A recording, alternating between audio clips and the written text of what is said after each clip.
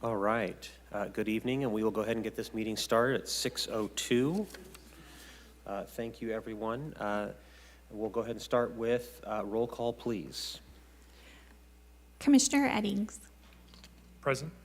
Commissioner Johnston. Present. Commissioner Laval. Commissioner Federico. Present. Commissioner Halajian. Vice Chair Hatwig. Here. Chair Sponsler. Here. All right, we'll go ahead and move on to procedures. For each matter considered by the Commission, there will first be a staff presentation, followed by a presentation from the project applicant. The Commissioners will then have the opportunity to ask questions of staff and applicant before opening to the public. Testimony from supporters of the project will be taken, followed by testimony of those in opposition. Staff may provide a summation if necessary. The applicant will have the right to a final rebuttal presentation prior to closing the public hearing, followed by consideration of the item and action, if any, by the Commission. In accordance with Section 13 and Article 2 of the Historic Preservation Commission bylaws governing length of public debate, all testimony from those in support and in opposition of the project will be limited to 3 minutes per person. All public testimony must be presented to the Commission at the podium, either in person or electronically.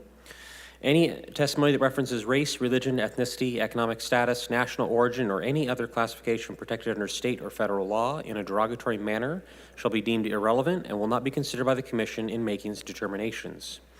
If you challenge these matters in court, you may be limited to raising only those issues you or someone else raised in oral or written testimony or before the close of the hearing. With that, we'll go ahead and move on to item 3, which is approving the meeting minutes.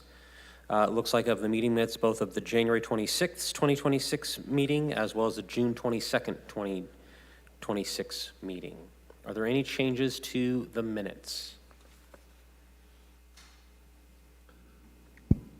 There are no changes to the minutes. All right, at that point, I'll go ahead and entertain a motion. I'll motion to approve. Second.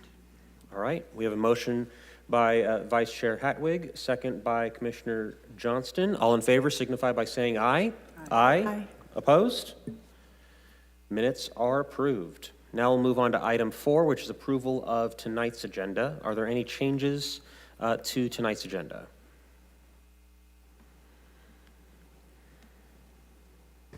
Good evening, Chair and Commissioners. There are no changes to the agenda. All right, I'll entertain a motion for approval. So moved. All right, so I have a motion by Commissioner Johnson, a second by Vice Chair Hatwig. All in favor signify by saying aye. Aye. Aye. Opposed? Minutes are approved. Okay, we'll go ahead and just give me one moment here while I get the last stuff addressed here.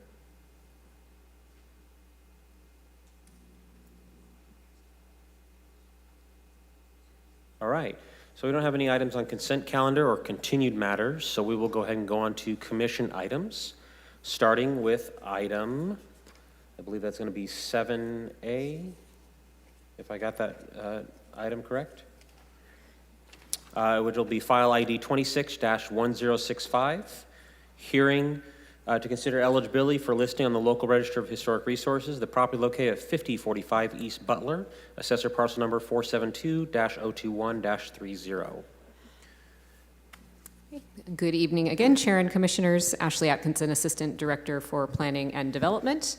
I will be presenting a summary of the background on this project and the related analysis for your consideration. There is, of course, more detail available in the staff report and the historic resource assessment that were provided as attachments, or that was provided as an attachment along with the mid-century modernism context statement and the required findings. And I am trying to click, nothing is happening. Oh, thank you. Thank you. Okay, so as noted, this is a hearing to consider eligibility for listing on the local register of historic resources, the property located at 5045 East Butler. We have received an entitlement application for the redevelopment of that property. As a reminder, tonight's hearing is not to consider that proposed project. It is to consider the eligibility of the existing building for listing on the local register of historic resources. The site was previously developed starting in 1970 and reaching completion in 1971 to house the West Coast Processing Center of the United States Internal Revenue Service. So that building has colloquially been known as the IRS Center. Based on its date of construction, it is, of course, more than 50 years old. Also based upon its association with historic events of importance in local history, and based on its architectural characteristics, it may be eligible for listing on the local register of historic resources under our Fresno Municipal Code, Section 121607. The center was designed by a noted local architect, Walter Wagner, of Wagner Temple Incorporated. He was a member of the FAIA, the Fellows of the American Institute of Architects. He completed a number of local projects across his career in Fresno, which started with his firm, Walter Wagner and Partners, one of the first firms in Fresno to integrate both design and engineering, and moving on to Walter Temple Incorporated. Across both of those firms, in addition to this project, notable projects included the Trinity Lutheran Church, Rhodes Department Store, Fresno City College, Fresno Police Headquarters, the Manchester Shopping Center, and the Fresno County Courthouse, as well as the Inyo Van Ness parking structure, also known as the Spiral Garage. The property is developed with 5 interconnected buildings, which contain interior courtyards and also surrounded by parking lots. I'll show some images in a moment. The building is entirely one story, resting on a raised concrete foundation or foundations, with flat roofs, no eaves, and metal fascia, leading to a kind of, a series of rectangular shapes that are emphasized throughout the building. Of note are that the exterior walls are concrete with a repetitive pattern of rubble-style cast stone panels. Rubble-style meaning that these stones are irregular and uncut rather than being, cut and formed masonry shapes. These site photos are also in the historic resource assessment that is attached to the staff report. This one illustrates sort of more close up the style of the design with those repeating rectangular features, that rubble style stone paneling, and interspersed with vertical and horizontal concrete stripes or strips. The top photo here shows the main entrance to the complex. The bottom photo shows, I believe it's building number 4, but it illustrates the other buildings 2 through 4 or 2 through 5 that are attached to the main building where the entrance is. And this final photo illustrates what some of the courtyards look like and what the interconnections between the buildings look like. Again, this is gone over in greater detail and with more images in the historic resource assessment. As background on the when and why the site was developed, in the late 60s, the IRS selected the Fresno area as the site for a major West Coast processing center for IRS-related data. Historical documentation suggests that the primary reason for the selection of the Fresno area was due to the availability of an educated workforce, both a declining agricultural workforce and a large number of college-educated local adult workforce age citizens. The specific location of the site was not originally selected, or it was not selected at the same time. It was the general Fresno area that was selected. So there was some debate over the specific location of the site. between the cities of Fresno and Sanger and between different representatives of the area in the, the United States government. After that period of debate, it was announced that this site was the chosen site. It was at that time in unincorporated and largely undeveloped Fresno County, of course, southeast of the city of Fresno. And as soon as that site was selected, that began to catalyze a lot of economic development around the announcement. Local citizens were encouraged to obtain training that would prepare them for the jobs at the center. There was a lot of interest in real estate development and development of businesses related to the announcement. And pretty much right away after the location was announced, the city of Fresno did move to annex 564 acres on the southeast boundary, which included this site. This land around the site proceeded to develop with both single and multifamily housing, as well as some commercial development over the years since 1970. And during its peak employment time, the center employed 5,700 people and was a major non-agricultural employer in the area.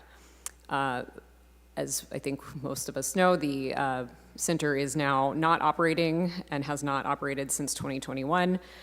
This tax return processing here in Fresno was phased out starting in 2016, at which time they announced the closure of the center, and that did take place in 2021. Just as a reminder of the duties of the commission, per the Fresno Municipal Code, one of your primary duties is to identify, designate, and preserve historic resources within the city limits, and that any building, structure, object, or site can be designated if it's found to meet the criteria outlined in the code, which we will go over on the next slide. The first criteria is that the structure has been in existence more than 50 years, which this structure does meet that criteria. And then one of the following criteria, either association with events that have made a significant contribution in local history, association with the lives of significant people, embodying the distinctive characteristics of a type, period, or method of construction, representing the work of a master, or possessing high artistic values, or something that has yielded or may be likely to yield information important in prehistory or history. There is no evidence that this site is eligible under criteria 2 or 4, no significant association with persons significant in the past, nor as a modern development is it likely to yield any information important in history or prehistory. So I won't go over those in any more detail, but there is more information in the historic resource assessment. So speaking more directly to criteria 1 and 3, the historic resource assessment did conclude that the property first retains its integrity as largely intact since it was built. Not a lot of modifications have been made to the building, and also that it is significant under criteria 1 and criteria 3. So criteria 1 is association with events in history. Again, as we just discussed, this was a selection of this particular location led to significant growth of the city into the southeastern area, and was a primary employer with a peak labor force of 5,700 during its years in operation, as well as a catalyst for housing and commercial development in that vicinity. So based on that, it is concluded in the historic resource assessment that this property is significant on criteria 1. Regarding criteria 3, the assessment also concludes that the building is significant as embodying the distinctive characteristics of the brutalist style of architecture, and also representing the work of local master Walter Wagner. It also notes that the building's architectural significance does not extend beyond the local level. It should be noted that the city's own mid-century modernism context statement does not cite this building as an example of the brutalist style in Fresno. It does include a reference to the building as one of Walter Wagner's 13 most significant works. But it could be argued that this is not a primary or defining example of brutalist architecture. It is right on that cusp of the era between brutalism and late modernism. One of the defining characteristics is its use of concrete panels where the wood formwork that contain the concrete is revealed. This one is a bit of a departure from that in its use of those rubble-style stone panels, and also its sort of low-slung massing is not quite at that monumental scale that defines brutalist works more generally. Our recommendation is simply that that the commission review the available evidence, hold the hearing, and determine whether to initiate designation of the property as a historic resource. I would just like to note also that both the historic resource assessment and our staff report were reviewed by our qualified architectural historians that the city has on contract with Rincon. And with that, I can answer any questions. Well, I have one question. Sure. I have a few questions, but the first one that's just most administrative for me is that to address the period of significance indicated on our documentation prepared by LSA. I think it's good documentation, but I think that, my understanding of period of significance would be from the date of preparation for construction on through the date when it was abandoned. So it would be more, I think it would be more appropriately, period of significance be like 1970 to 2021. And I just think that might, I think we need to look at that in terms of the period of significance because it really contributed to the cultural and socioeconomic development of Fresno during that whole time period. So Right, as opposed to 1971 to 76? Yeah. Okay. Yeah, absolutely. So your clarification is just, it needs to be a broader It needs to be a broader period of significance. Yeah, Okay. to reflect the impact of the building and the facility. Okay. And just to clarify, the report cites 71 to 76 Yeah. as the period of significance. Okay. Now, besides having the report here, do we actually have a project, an applicant for this, or no? Is it just coming through the city? Yes, sorry, the applicant is present to answer any questions, and I believe they would like to make some remarks, but again, we do not have the project itself in front of us Correct. tonight, just the existing building. They're just the property owner at this point. So if there's anything they'd like to state now, as according to our guidelines, let's have them come up. Sure. Excuse me. Yeah. Can I still ask questions afterwards or? Yes. Okay, good, thank you. Okay. Can we have the applicant come up, please?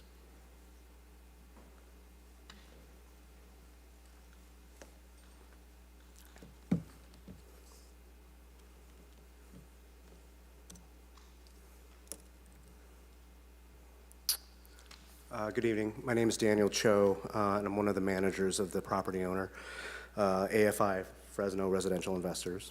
Thank you for allowing me to speak tonight. I certainly acknowledge that defining an architectural style and beyond that, determining historical significance can be a subjective task. Architecture, like all forms of art, is not generally necessarily defined by rules.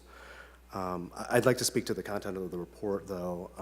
In the case of brutalist architecture, there is a rule that is universally really accepted as its defining characteristic of that unique style.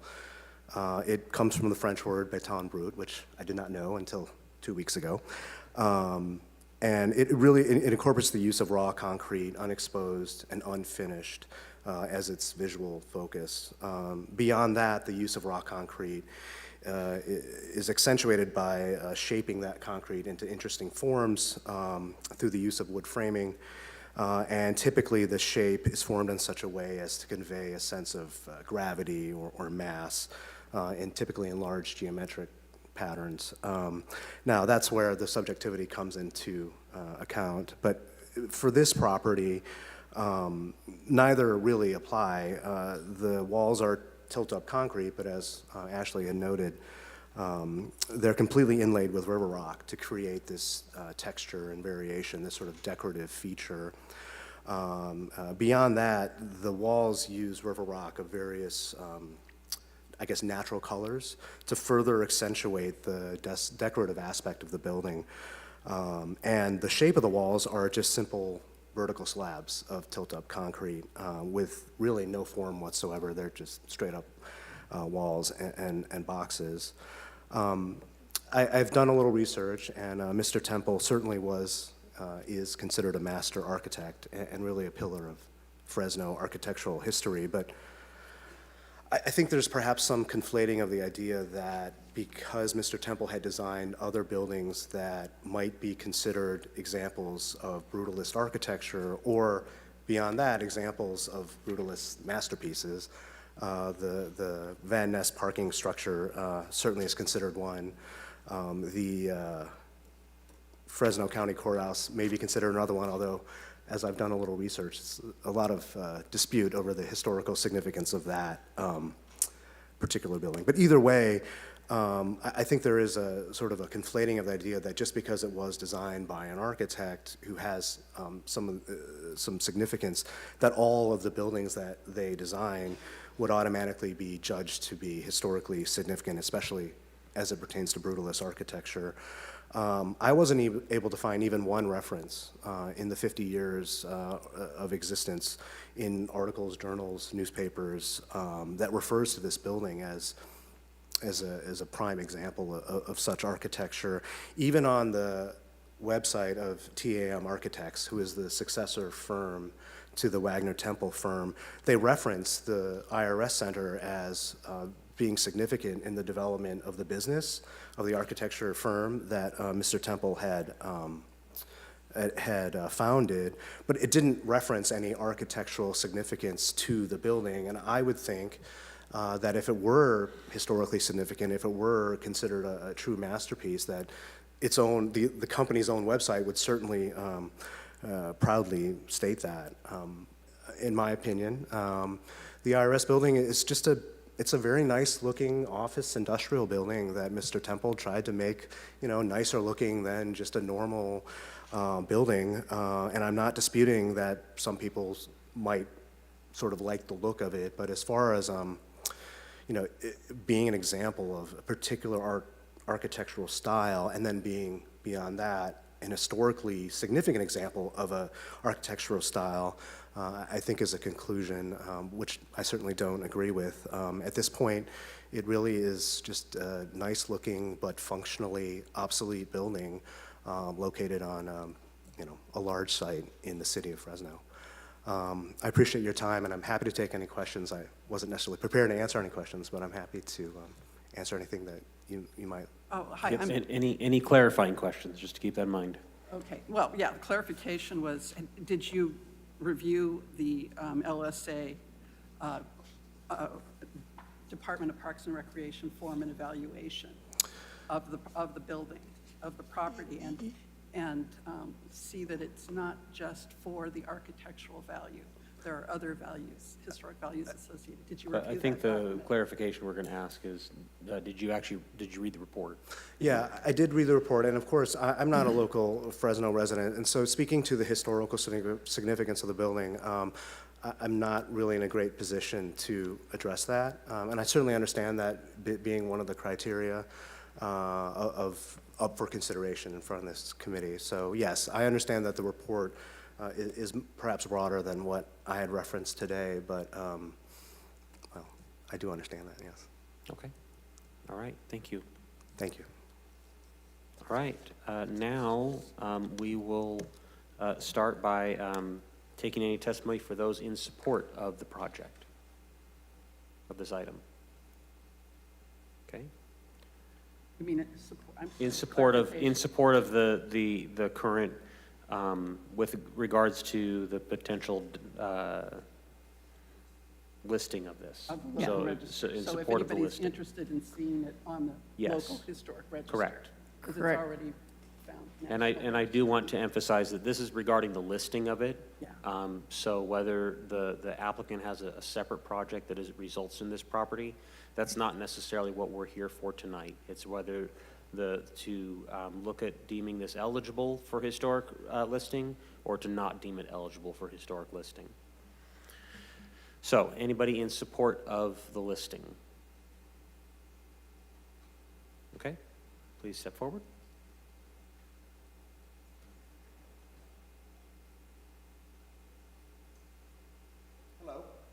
All right.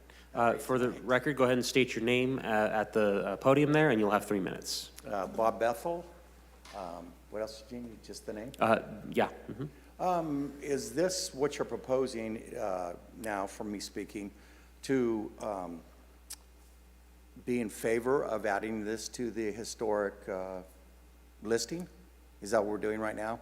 I'd very much like that. I've lived in the neighborhood for 40 years.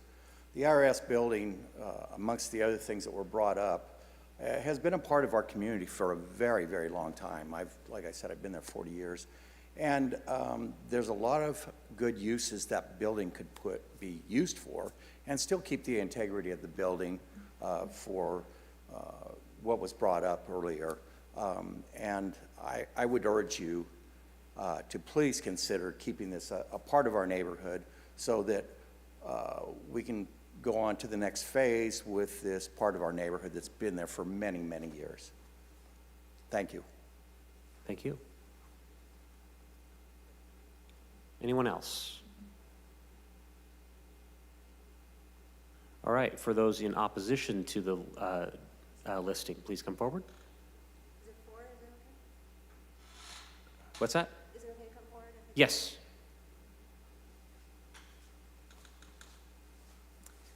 My name is Beth Stevens, and I admit my ignorance.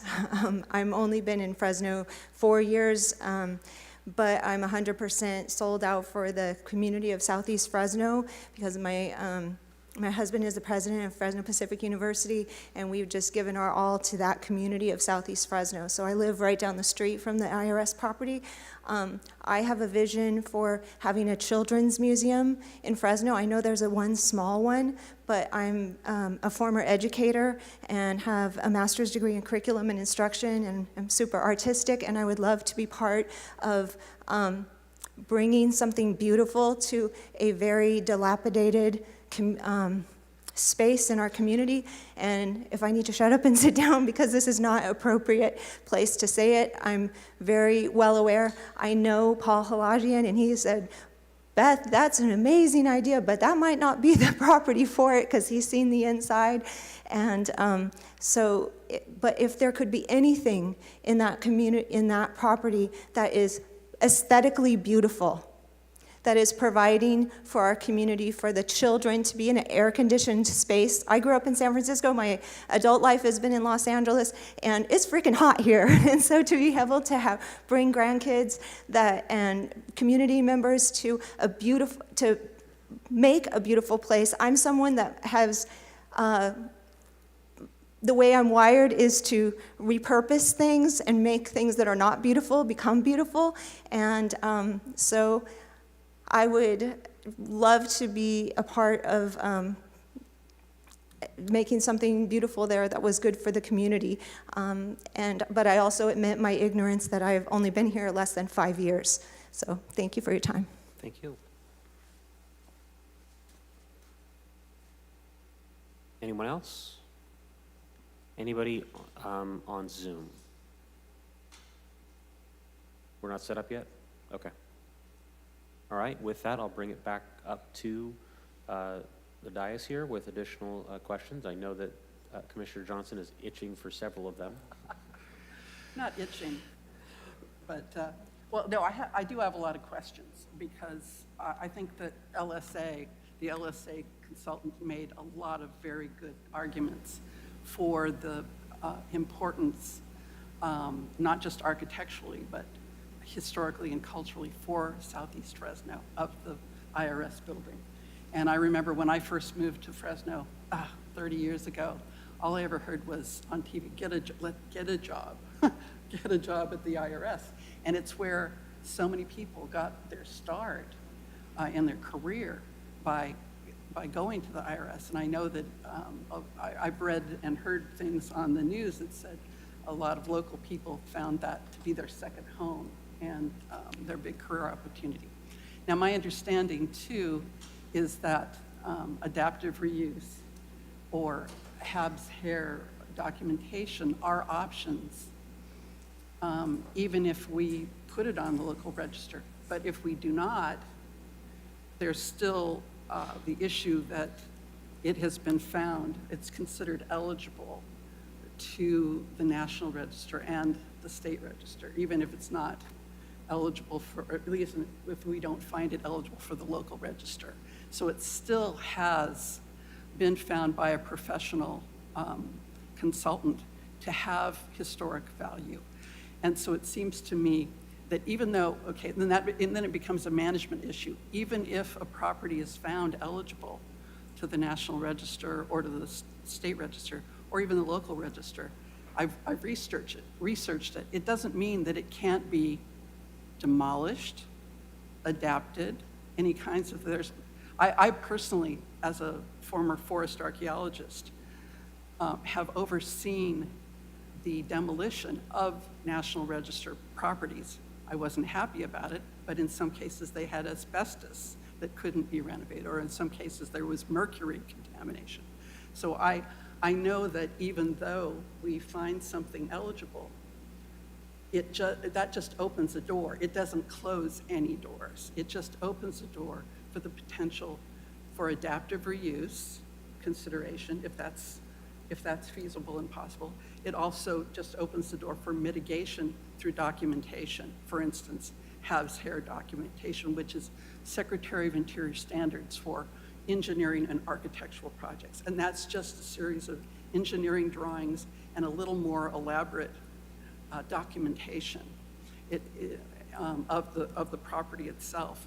And actually, to that thought, I had a couple of other relevant questions, which is, I have not seen the inside of that building, and I wouldn't mind getting a tour of the building and the facility. I went there today, and I could only see it, from behind a cyclone fence from several hundred yards away. And it would be really helpful, as far as I'm concerned, for a building of such importance for me, I would like to be able to go look at the interior and exterior. And another thing, it's too bad the LSA people aren't here. I wasn't sure if there was a mural or any kind of painting that had been associated with that property. And that would be another thing that we might want to consider for preservation or recordation before we start turning or just demolishing the building.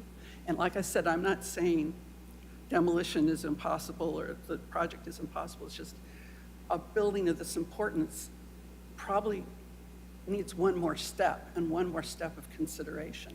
And I think that local register recognition would be a helpful step. So that's my shtick. Okay, Thanks. Thank you. all right. If I may just offer additional information, we did investigate the mural that is located in the lobby, and there is some discussion of it in the historic resource assessment. We did find documentation from the Fresno Bee that it was painted by an employee of the center in about 2003. So it's not historic by age. It is, sort of an appealing mural, but not really associated with the history of the property. If our period of significance is 1970 to 2021, even though it's not 50, that mural is not 50 years old, it's still within the period of significance.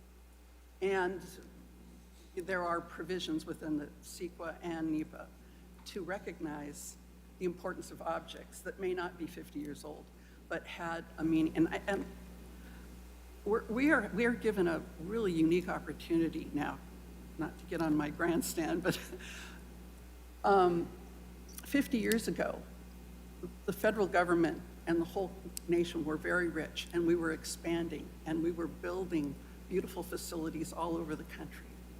And that was kind of a golden age of federal employment and federal optimism. Well, we're kind of now 50 years later in this contraction period. And we're responsible for keeping the record, keeping the archive of the buildings that represent that golden age. And we may not be able to protect all the buildings, but we at least need to document. And that's where Hab's hair comes in, and it's just documentation. So I just would like to see the building before I could really make a decision. Sure, I just wanted to offer some more information about the mural, you. since it is noted in the report, but we didn't speak about it in the presentation. So. Thank you. Okay. Anyone else on the commission? Okay.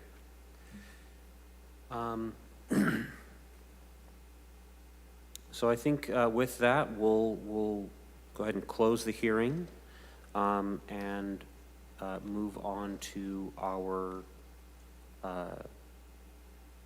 recommended action. So what are we looking? Staff does recommend to hold the hearing and determine whether to initiate a designation. So I guess we're at that point.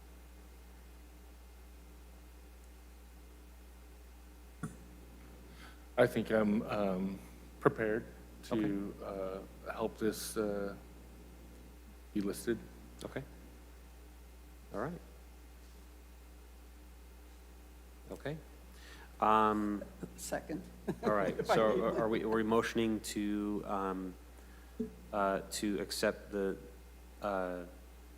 potential, or to go ahead and initiate designation of the property located at 5045 East Butler?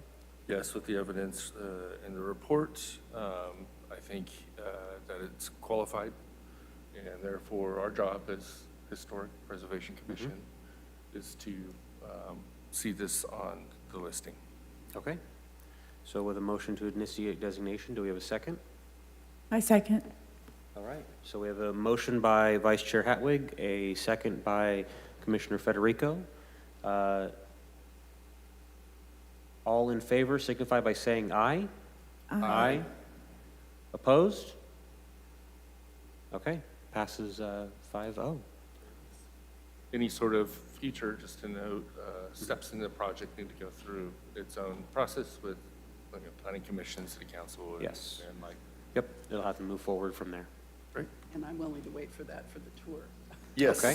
the tour. So we'll move on to item 7B, which will be the workshop on amendments to the implementing regulations for Section 106 of the National Historic Preservation Act.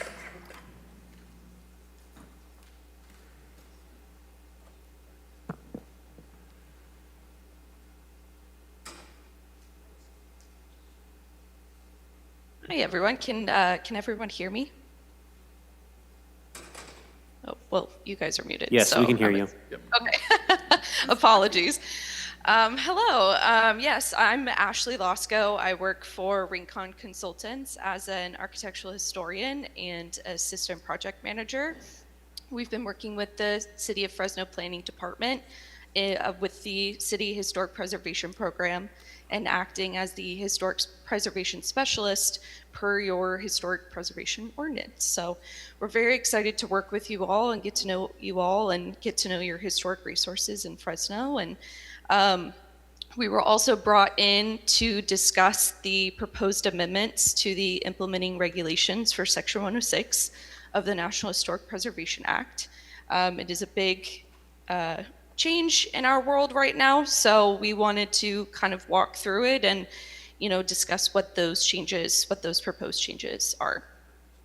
So currently, the Advisory Council on Historic Preservation, or the ACHP, as you'll see as we move through this, is proposing changes to the Section 106 implementing regulations, which could affect the preservation of local resources and communities' ability to advocate for those resources.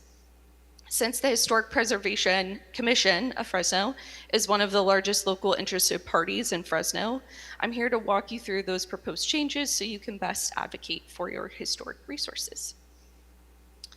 So, taking a step back, What is Section 106? Why are we all here today?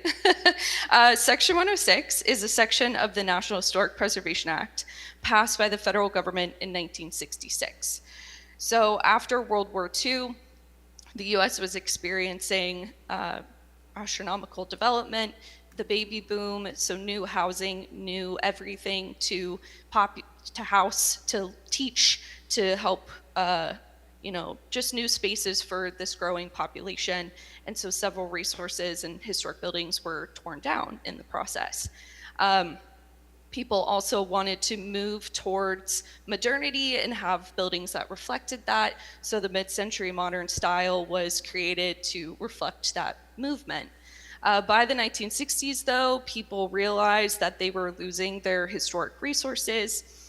And so the National Historic Preservation Act was passed in response to that. So one of the biggest catalysts for it was the demolition of Penn Station in New York City in 1963, which brought out a lot of very famous architects and their wives to protest its demolition. So Section 106 requires federal agencies to consider the effects of an undertaking, which means the proposed project, on historic properties, which is any property over 50 years old. It is triggered by any involvement by the federal government, such as use of federal funding, permitting, location within a federal property, and a myriad of other reasons. So within Fresno, HUD funding triggers Section 106.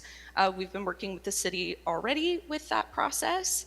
And then also permitting through the Federal Transportation Administration for the high-speed rail project, currently under construction in Fresno, as you are all aware, through traffic and other things.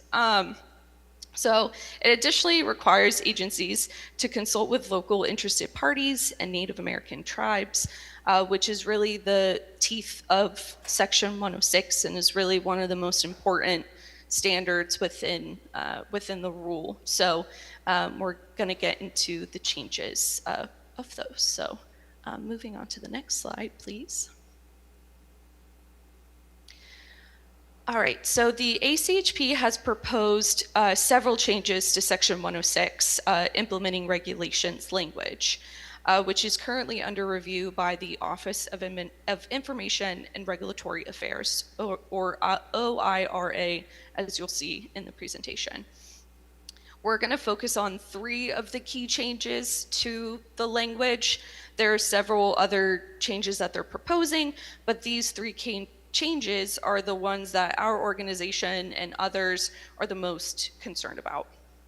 So this first one, taking that step back to look at the larger process as it stands now before the changes. Currently, Section 106 requires federal agencies to follow a set review process to avoid or minimize effects to historic properties. They have to first determine the scope of work and the location of the undertaking. The lead agency has to then identify any historic properties within or adjacent to the project footprint to show good faith effort to avoid and minimize damage. However, with the proposed changes to Section 106, it increases agency discretion for evaluating and documenting effects to historic properties. So the proposed rule shifts authority away from the collaborative consultation framework, Congress established in favor of a unilateral federal agency control over nearly every stage of the process. Federal agencies will be able to shorten, lengthen, or waive procedural deadlines, and federal agencies will no longer be required to try to avoid or minimize damage to historic properties. Next slide, please. Currently, under Section 106, federal agencies must consult with local interested parties, which includes local and state governments, Native American tribes, and local historical societies. However, with the proposed changes to the Section 106 language, consultation with Shibos, Tibbos, tribes, and the public will now be optional. So state and local governments will no longer be notified nor have the opportunity to comment when federal agencies propose to damage historic places within their jurisdiction. The public's opportunity to comment would now be entirely optional, and federal agencies will no longer be required to consult with Native American tribes or seek their expertise regarding their own significant cultural resources. This prevents the public from being notified of the demolition or alteration of historic properties and advocating for their preservation, and will prevent local tribes and even the Fresno City and County Historical Society and the City of Fresno itself from advocating for their historic resources as local interested parties. Next slide, please. So lastly, as we stated before, an undertaking is the project or program funded in whole or in part under the direct or indirect jurisdiction of a federal agency. And additionally, a historic property means any prehistoric or historic district, site, building, structure, or object included on or eligible for inclusion on the National Register, including artifacts, records, and material remains relating to the district, site, building, structure, or object. So with the proposed changes, what's considered an undertaking and a historic property will change. The list of types of projects or undertakings that would trigger 106 would be limited, so less projects would be reviewed under Section 106, increasing the chances of causing effects to historic properties. Historic properties would now only include those properties with physical elements, such as buildings, structures, or objects. So archaeological sites, tribal cultural resources, and geographic areas are no longer considered historic properties.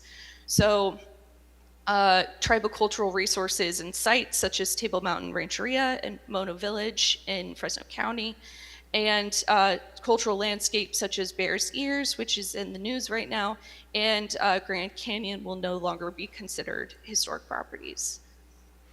Next slide, please. So where are we in the rulemaking process? This is a lot. There's a lot going on. So where are we in this? So back in July, the ACHP released their proposed changes to Section 106. Then they voted on those changes and submitted them to OIRA. And currently, local interested parties can request a meeting with OIRA to discuss proposed changes. So this includes nonprofit organizations, business and trade associations, and state, local, and tribal governments. So as a local government, the City of Fresno or the HPC can schedule a call with OIRA and voice your concerns if you are interested. So I did include 2 contact information for ACHP members who can schedule that meeting for you with OIRA, because unfortunately that is the only form of public comment that is available right now. If we move on to the next slide, we can also you also can reach out to your local representatives. That is always a good option. So I included Governor Newsom's information and also your local congressional representative Jim Costa's information. That is one of the strongest forms of advocacy that you can do and to voice your concerns right now, because they can always send it up the chain if they get enough concerned citizens. But eventually, you will be able to participate in a public comment. Once the changes have been published in the Federal Register, they will open up that 30-day public comment period, and it should be available online through some kind of form, and you can go on there and submit your public comment. So hopefully that should be any day now. So yeah, we'll see when that gets released. Once the public comment period is closed, the ACHP will review all public comments along with additional stakeholder and ACHP member input. They will then vote on the final rule, and if it passes, HPAC will resubmit the final rule to OIRA again, and if it passes them, the final rule will be published in the Federal Register and go into effect 30 days later. So none of these changes have occurred. But you can voice your concerns now through your local representatives or eventually through a public comment. This will not change anything at the local level of review nor the CEQA process. So within the state of California, You'll still have CEQA to protect historic resources, and then you'll also have the Fresno Historic Preservation Ordinance to protect resources at the local level, which is really the form of regulations that have the strongest teeth are actually local regulations. And even if these changes are passed, they will still be delayed due to legal challenges likely. So we have a long road ahead of us. Nothing has changed so far, and so we're following the same protocols as usual. But obviously, voice your concerns when you can and where you can. And yeah, I'm available for any questions if anyone has any. If you think of any later, Ashley can always share my information with you. But yeah, no, thank you so much for having me. That was a lot of information I just threw at everyone. Thank you. Just because this is a workshop, we don't go out to the public for it, but do the commissioners have any questions? Actually, we do. We do for workshop? We do now. Yes. Oh, okay. That is new. That is new. Okay, so at that point, we will now go out to the public, and then commissioners can have any questions they have for our presenter. Anybody in the public that would like to speak on this item? Okay, seeing none, we'll come back. Commissioners? I have a question. Yeah. Is the city planning to make a response to this in general? Since it seems like the federal government's almost trying to become like a new railroad or something, where they just have absolute right to do, whatever they want and not worry about public comment. At this point, the city has not made a determination if it intends to respond. Let us know if you decide. Thanks. Okay. So I do have a couple of questions with regards to the listening to the item and the workshop, and thank you for presenting these items, because I think it's critical for our commission to be prepared for them and be ready for them. With regards to the questions on the Section 106, it sounded to me that most of this was kind of, if it's going to be more government initiated, that a lot of this would be bypassed, or is this going to be something where if somebody's, say, building a housing project in a historic building, they could request for those items to be bypassed as well? I believe it's more at the federal level, but I do believe in the information that's been released by various organizations. The state, how do I phrase this? The project that you had, the example you gave, where if it's a state organization or city, like through HUD funding, those would not be included within the projects that would be reviewed. They would not be reviewed because of the potential changes. Correct. Okay. So essentially, if anything is touching any federal dollars, they would essentially bypass, and that's not something that has to be requested. It would be something that would just essentially happen, not quite automatically, but pretty close to automatically. Correct. Yeah, I anticipate, so it's going to be agency by agency, which it technically is kind of now. Each agency kind of handles things differently, but they still have that strict process that they do have to follow. So now it will be even more, based on the agent, it will be agency by agency even more now. So if they want to skip the entire process, they can. They can fast forward the timeline if they would like to, but we anticipate whenever this goes through after legal challenges, we don't anticipate things to change right away. Like my experience with different federal agencies, these processes are ingrained in everything that we do right now. So I don't believe they'll change things right away, but eventually it just takes that one lead agency to say, oh, well, I don't want to consult anymore with these tribes, so I'm done. And then it could snowball to where then it gives other agencies confidence to then start cutting down the process. Right, and I see what you're saying, and I would say that in that example, it would probably be the, Department of Interior would be probably one of the first ones that would say, I'm done consulting on that. Yeah, as we've seen in the news, a lot of public lands have been opened up for various purposes, oil drilling, one of the main ones. So yeah, I could see more of the public lands being the biggest change. When it comes to agencies. And then you did say that local and state, preservation ordinances do have more impact in that sense. Even with these changes, they would still have that impact. There's nothing in the language where they're trying to say that you could bypass overall, a local, state historic preservation ordinances in the event of a 106. As far as we've seen so far, no. It is just that federal level. You will still have CEQA and then your local regulations to protect historic resources.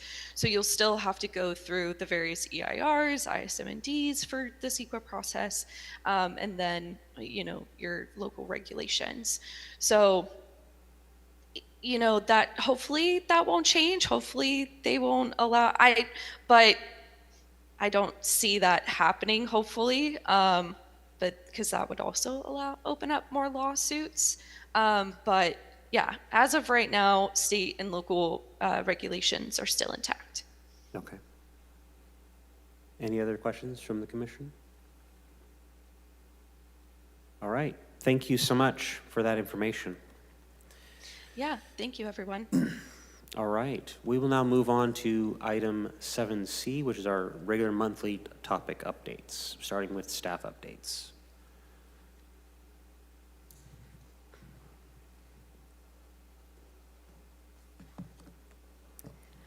Good evening again, Chair and Commissioners. Ashley Atkinson, Assistant Director for Planning and Development. First up is our monthly update on the Brewer Adobe. We do not have any further information regarding the plans of the applicant or property owner, but we have asked our consultants with Rincon to do an assessment of the building based on the historic documentation that is available, which is extensive, and to look at the kind of technical feasibility or limitations of the site in its current condition. So Rincon is working on that research, and as of now, we do not have an estimate of when it would be done. There's potentially will be a site visit as well, but hope to have some more information on that for you at our next meeting. Okay. And of course, the rainy season will be here before we know it, so we will also make sure that the tarp that was put in place earlier this year is still functional as well. Just another brief update on our Chinatown Historic District survey. We do have our consultants from Stantec actively working on that. They have finished reviewing the documentation that was provided to them by the city. They also spent most of last week here in Fresno, or sorry, that's most of this week. They are here in Fresno conducting on-the-ground surveys and doing additional research, including research with the Historical Society, the libraries, and other sources. So that work is proceeding along well, and we are expecting to get an update from them on the outcome of their site visit and their time spent here. So we'll be able to share that next month. If you have any questions, just pause me before I move on.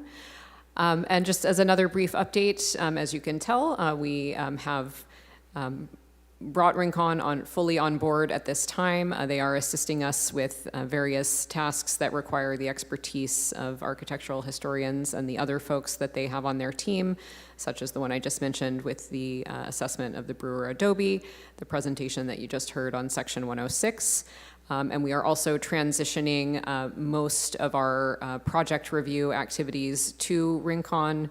Originally, I think we had contemplated that all project review activities would be conducted by Rincon staff, but we are finding that some of the lower level projects don't need to go to them, so we are still doing some work at the city staff level in-house, and the more complex reviews will be conducted by their qualified team.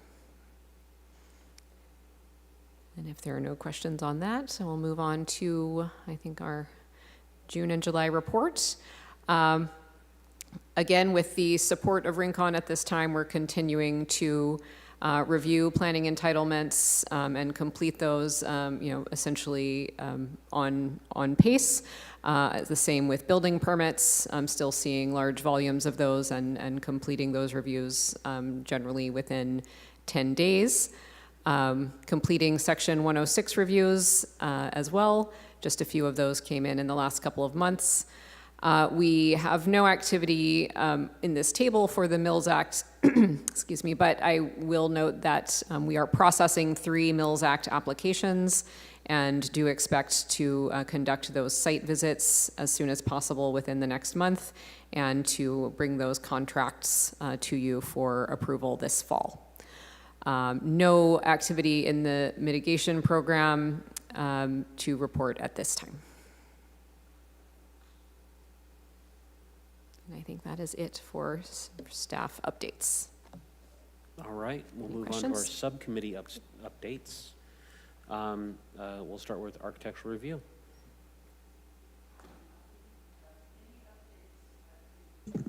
Can you speak into the microphone, please? Yeah. Thank you. Sorry. All right, sorry. For the record. I thought I was projecting enough that you, no, okay. No, at this point, it's been a very quiet summer for us in the Architectural Review Subcommittee, so we have no updates. All right. Code updates. Yes. We had our second working session. The first couple sessions were informative and getting prepared. But we had our second working session. We're making modifications to portions of the code. Okay. And it's going swimmingly. Swimmingly. Yes, All right. that's All right. right. I don't think financial met. I know HPC month did not meet. I did get an email from Carrie regarding the plaques, because we have a few people that are interested in the plaques, and I did turn those over to you, so we have that template for them to work with. So we're good to go on that. I think that's what we have. Okay? All right. Moving on, we'll go ahead and move on to the chairperson's report.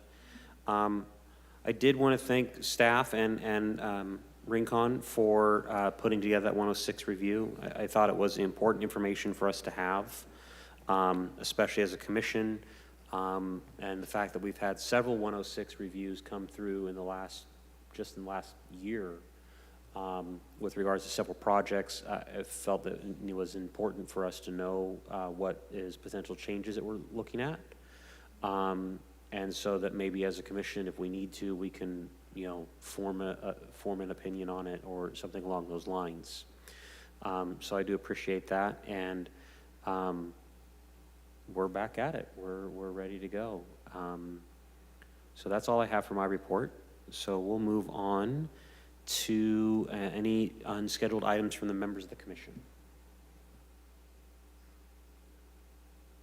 Seeing none, we'll go any unscheduled items from staff.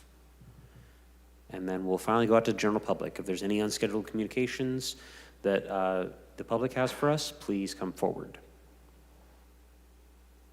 All right. With that, our next meeting will be, I believe it is September 28th at 6 p.m., and it will be located here.